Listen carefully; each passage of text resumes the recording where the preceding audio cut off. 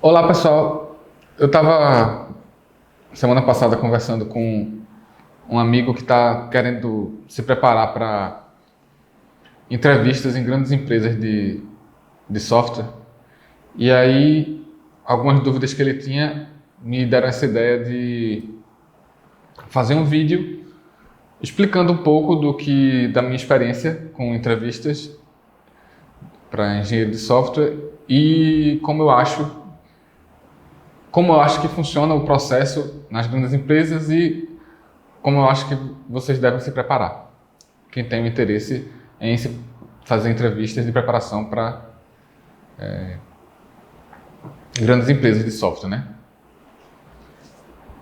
E, bem, qual é a minha experiência com isso? Quando eu trabalhei, dos 7 anos que eu trabalhei na Inloco, boa parte desse tempo eu passei fazendo entrevista. E no caso, a Inloco é a atual Incognia, né, que mudou de nome, mas foi uma empresa que eu trabalhei por 7 anos e meio, e durante esse tempo eu fiz muitas entrevistas, entrevistei muita gente, e quando eu trabalhei na Google, antes de ir para a Inloco, eu fiz uma preparação lá, né, para fazer as entrevistas pela Google. Eu não cheguei a fazer entrevistas, mas tive acesso então a essas palestras onde eles compartilharam um pouco dos princípios que os guiam para avaliar os candidatos. E uma coisa que eu quero adiantar é que esse processo, eu não sei o quanto mudou, por exemplo, desde a pandemia, já que foi mais ou menos o meu período de transição, né, que eu saí da indústria. Então, não sei como afetou essa questão da pandemia, tudo sendo remoto, a parte de processo de entrevistas, mas acredito que não muita coisa, então vou ainda assim compartilhar minha experiência. Então, primeira coisa o que define um processo de entrevista, digamos assim, o principal é que ele é muito curto, normalmente. As empresas não têm tempo para avaliar os candidatos de uma forma, digamos assim, mais profunda. Ou sei lá, idealmente você passaria lá alguns dias na empresa trabalhando de fato e a partir do dia a dia desse período que você passou lá, a empresa te avalia e isso, sem dúvida, é a melhor forma de saber se o candidato vai ser bom ou não para a empresa. Isso acontece mais em períodos de estágio, né? Se você consegue entrar como estagiário para uma empresa, então aí sim a empresa vai poder te avaliar da melhor forma possível. Mas no processo de entrevista normal, ele tem um tempo muito limitado e você precisa ser avaliado nesse tempo limitado. Então, isso é o primeiro desafio. Então, beleza, esse é o primeiro fator, que é o tempo limitado de se fazer uma entrevista. Então, isso tem que ser mantido em mente. Tanto o candidato que quer se preparar para a entrevista, quanto o avaliador precisa entender que vai ter que avaliar num curto espaço de tempo. E outra coisa importante entender é que quando a gente está falando dessas grandes empresas, tem muito mais gente tentando entrar do que a empresa vai comportar, naturalmente. E aí entra uma série de coisas em jogo de como a empresa vai agir para tentar selecionar poucos candidatos a partir dessa grande quantidade de gente que quer entrar na empresa. Muitas vezes a empresa vai querer colocar a barra muito lá em cima de seleção. Às vezes, obviamente, por uma certa vaidade da empresa, mas também porque é uma realidade que existe essa diferença de produtividade entre profissionais. E na indústria de software ela é muito clara às vezes. Então, às vezes você vai ter certos engenheiros ou engenheiras que vão ser muito rápidos, né? E vão fazer as coisas muito bem feitas. E em outras ocasiões, alguns dos engenheiros vão precisar, inclusive, ser treinados dentro da empresa, precisa aprender todos os processos lá que a empresa usa, ou as ferramentas. Então, existe a questão da vaidade que eu falei da empresa, de querer selecionar. E as empresas vão começar a competir entre si, né? Então, a Google pegou um cara muito bom do Facebook, o Facebook fica invocado, tenta pegar o cara muito bom da Google. Então, essa vaidade das empresas é um fato, mas também existe essa diferença real entre produtividade que faz com que essas empresas busquem estar sempre com esses profissionais mais produtivos. Outro fator que tem que ser levado em consideração é que o processo de demissão é um processo muito custoso para a empresa, não financeiramente também, mas todo o processo desgastante envolvendo ali pessoas, né? Você tem que dar um feedback negativo, 2 feedbacks negativos e até chegar num processo de demissão que na prática muitas vezes demora, porque obviamente existe a compaixão, né? E as pessoas dão uma chance, 2 chances, e aí tem essa tendência da empresa demorar a demitir e ficar ali muitas vezes com profissionais pouco produtivos que vão dar mais trabalho do que vão ajudar. Essa é a verdade. Então, as empresas odeiam terem que demitir, essa obrigação de demitir. Idealmente, elas não queriam demitir ninguém. Então, isso é um dos motivos deles quererem também deixar a barra muito alta na seleção. Então, eles preferem, isso é uma das coisas dos princípios lá que eu aprendi lá na Google e também sempre norteou minha seleção de candidatos, é que é preferível não contratar alguém bom do que contratar um candidato ruim. O que eu quero dizer com isso, em linguagem técnica, né? É melhor a gente ter um falso negativo do que ter um falso positivo. Porque nunca vai existir o método ideal de selecionar candidatos. Então, todo método vai, às vezes, contratar quem não devia e deixar de contratar quem deveria contratar. Então, deixar de contratar quem deveria ser contratado é chamado de falso negativo. E contratar quem não deveria é chamado falso positivo.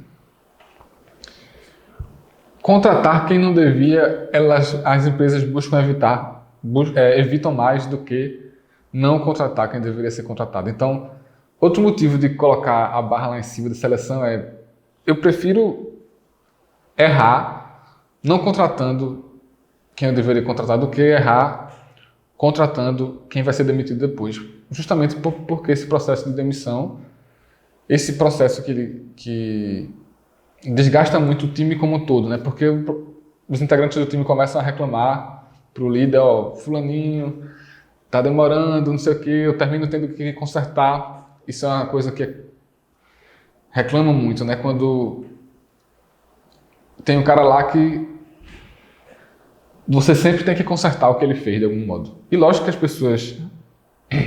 Eu considero que a indústria de software é bem solidária nesse sentido, né? Estão sempre tentando ajudar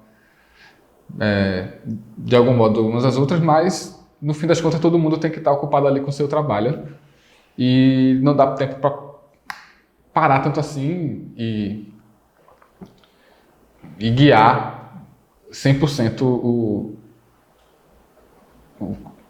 o profissional que não está, o engenheiro que não está atendendo às expectativas. Então, engenharia,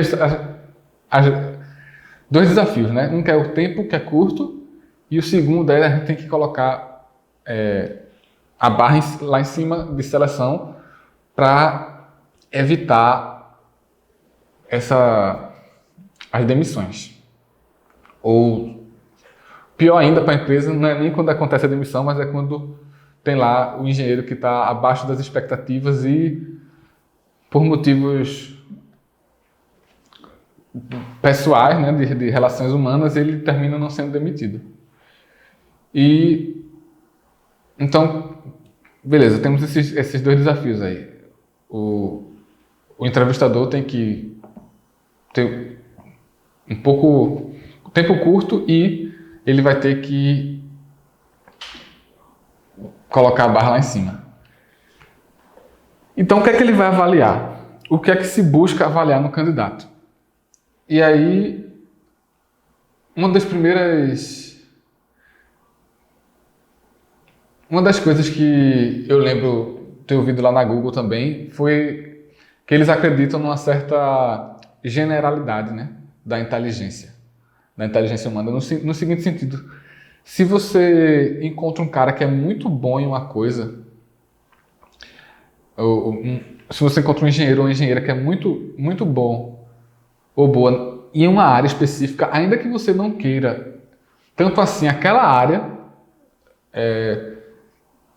na sua empresa, você acredita na capacidade daquele engenheiro de algum modo adaptar, né? Então, se ele conseguiu ficar tão bom assim, um exemplo, né? Um cara que se destacou em projetos de aprendizagem de máquina, é um grande destaque. Lógico que, idealmente, você vai contratar esse cidadão para trabalhar com aprendizagem de máquina, que é onde ele se destacou.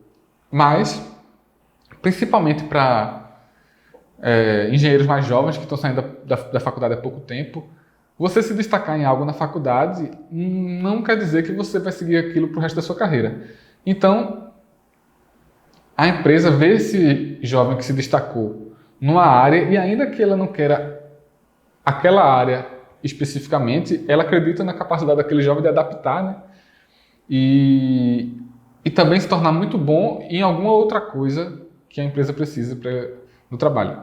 Então, eles vão acreditar nessa generalidade aí da inteligência. Então, isso já dá um guia de o que o avaliador vai buscar. Então, ele vai buscar um diferencial.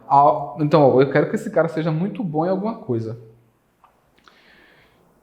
O que é essa alguma coisa? Lógico que tem que estar relacionado à computação, mas nem é o principal do que o avaliador vai buscar. Então, se o cara realmente entende, tem um conhecimento muito profundo em sistemas distribuídos, então ele é diferenciado de algum modo.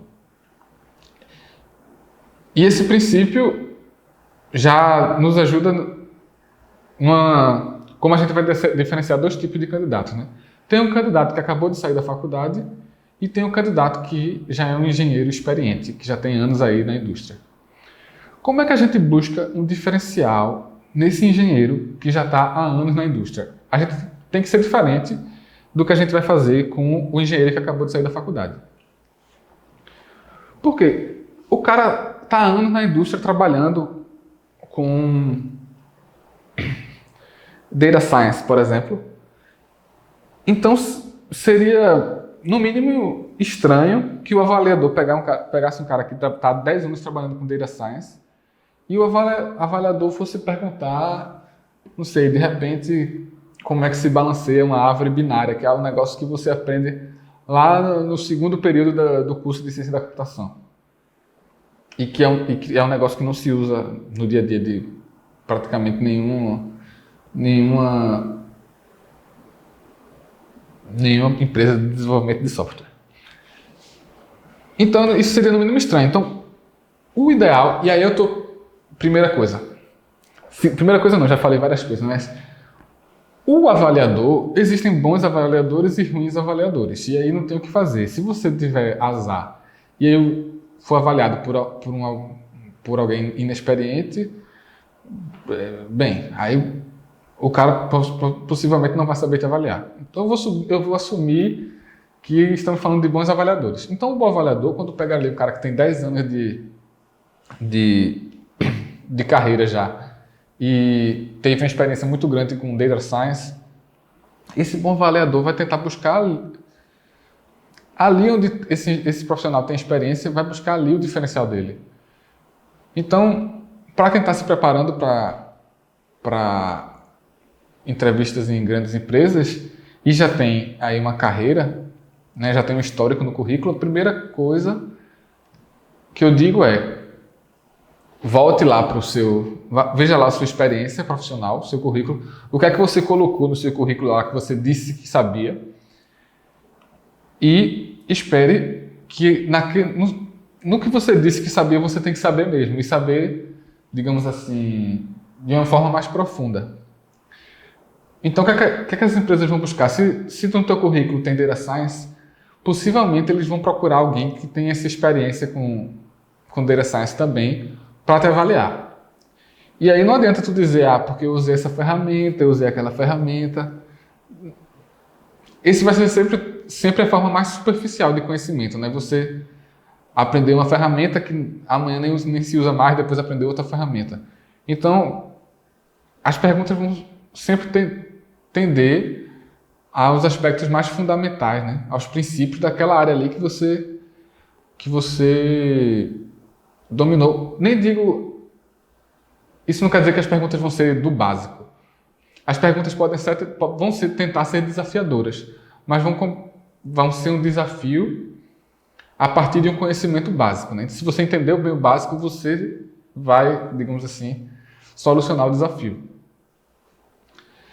E então isso é para quê? Para pessoas engenheiros que já têm uma carreira aí há alguns anos no currículo. Então, esperem que você vai ser avaliado de acordo com o que você botou no seu currículo também. E esperem que você precisa, digamos assim, resolver desafios naquelas áreas. E quando está se avaliando candidatos que saíram da faculdade há pouco tempo, não se pode cobrar tanta experiência. Os desafios não podem ser tão ligados à indústria, porque o cara saiu da faculdade há pouco tempo. Então, é natural que se busque um conhecimento mais teórico, digamos assim. Por quê? Porque é o que se aprende mais na faculdade, né? É a base ali que você aprende na universidade. Então, vão perguntar muitas coisas envolvendo algoritmos, estrutura de dados. Tudo que é mais fundamental, as entrevistas vão gostar de perguntar. Por exemplo, uma diferença importante. Questões de legibilidade do código. O que é um código bem estruturado? Como estruturar bem um código? Por mais que a gente mude as ferramentas, as linguagens, né? Alguns princípios de um código bem estruturado, eles não mudam. Então, se hoje a gente tem essa necessidade de entender um código, ele tem que ser bem escrito, daqui a 10 anos essa necessidade ainda vai existir, e 10 anos atrás ela já existia. Então, um bom exemplo de algo que poderia ser comprado em entrevista, que é algo mais fundamental, o entrevistador pode ver teu código lá que você fez para resolver o problema e dizer: eu não estou gostando da forma que você estruturou o seu código, eu queria que ele fosse... como é que se diz? Eu queria que você formatasse ele melhor. Formatasse não, mas agora eu esqueci a palavrinha, mas desse uma reestruturada, né, nas suas funções, nas suas classes, para que fique mais elegante o código. Então isso é um exemplo. Outro exemplo é entender bem diferenças de complexidade de algoritmo, né? Se você faz um código, quase sempre ele vai perguntar a complexidade do código que você escreveu. Então eu fiz um código lá, ele é linear. Por que ele é linear? Então é quadrático. Por que ele é quadrático? Se você tiver azar e você tem 10 anos de profissão e pegar um avaliador que te pergunta algo muito específico de algoritmos em grafos, bem, aí é azar, a avaliação está sendo mal feita. O que é que aconteceu comigo, né? A partir do momento que eu fui ganhando mais experiência com entrevistas, eu fui sentindo uma necessidade menor de inventar perguntinhas da minha cabeça e conseguia cada vez mais, conversando com o candidato, inferir quanto ele dominava do que estava falando. Mas isso aí eu só fui conseguindo com a experiência. Então, a entrevista ideal, eu estou conversando lá com o candidato e isso eu gostava muito de fazer depois que eu fui aprendendo, né? Então ele me contava o trabalho. Então, ele fez um mestrado, por exemplo, um doutorado. Me explique sua tese de doutorado, me explique sua dissertação. Isso eu gostava muito de fazer. E aí, na medida que ele ia me explicando, bem, eu já via se ele sabia explicar algo complexo, que é algo importante no dia a dia de uma empresa, né? Você tem que explicar para o seu companheiro de trabalho um problema difícil. Se você não sabe explicar bem, não organiza o pensamento, né? Tem aquela coisa, né? Codificar, aprender a programar é aprender a organizar o pensamento. Se você não consegue organizar o pensamento na hora de explicar, é possível que na hora de codificar seu pensamento também seja desorganizado. Nem sempre é assim, mas existe uma correlação. E o que é que eu estava falando mesmo antes? Sim, o ideal, eu adorava quando ele estava me explicando o próprio projeto dele, que ele fez, e eu conseguia modificar, né, fazer modificações dentro daquele próprio projeto. E se fosse assim, como é que você faria? E se fosse assado? Lógico que aí vai precisar de uma certa habilidade e um certo conhecimento com o que o cara está falando, né? Sobre o que o cara está falando. Mas,